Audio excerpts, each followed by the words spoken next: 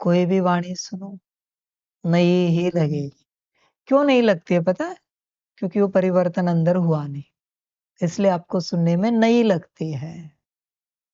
अगर आपने परिवर्तन कर लिया, ए फॉर एप्पल सीख लिया, तो फिर ए फॉर एप्पल सुनने में नया नहीं लगेगा, क्योंकि सीख लिया है।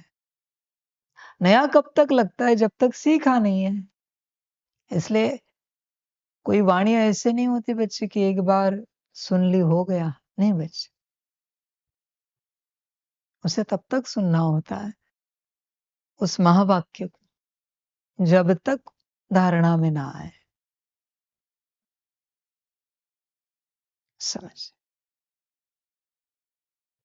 एक ही महावाक्य उठाना होता है एक वाणी से, और समय लगता है। अभी जैसे बाबा का महावाक्य है, अपने को आत्मा समझ, मुझे बाप को याद करो। इसे तब तक सुनना होता है, बार बार बार बार बार बार बार बार बार बार, कंटिन्यूस, जब तक तुम ऑटो प्रोसेस में अपने को आत्मा समझ बाबा को याद ना करो। इतनी सारी वाणियां नहीं पढ़नी होती। भले रोज की वाणी सुनो, सारी वाणियां एक बार पढ़ो या सुनो, पर परिवर्तन का सूत्र समझो। एक महावाक्य को उठाया जाता है और उसे तब तक सुनना होता है जब तक उदाहरणा में ना आए। सिद्ध मंत्र का अर्थ क्या है? ताली बजाई शक्ति हाजिर, उसे कहते सिद्ध मंत्र। सिद्ध महावाक्य का अर्थ क्या है? कभी भी तुम उस स्टेट में चले जाओ, जब चाहे।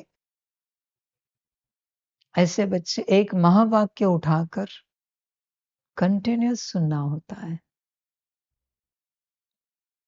ऐसे नहीं कि किसी डिवाइस से तुम्हें सुनना है, अपने मन से ही सुनना है, मन से उच्चारना है और अंदर ही सुनना है, आत्मा से।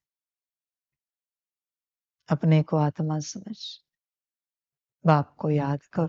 कुछ भी हो, जो भी है, नम्रता में रहना है, मधुरता धारण करनी है, आत्मा आत्मा भाई चलना है, श्रेष्ठ कर्म करने।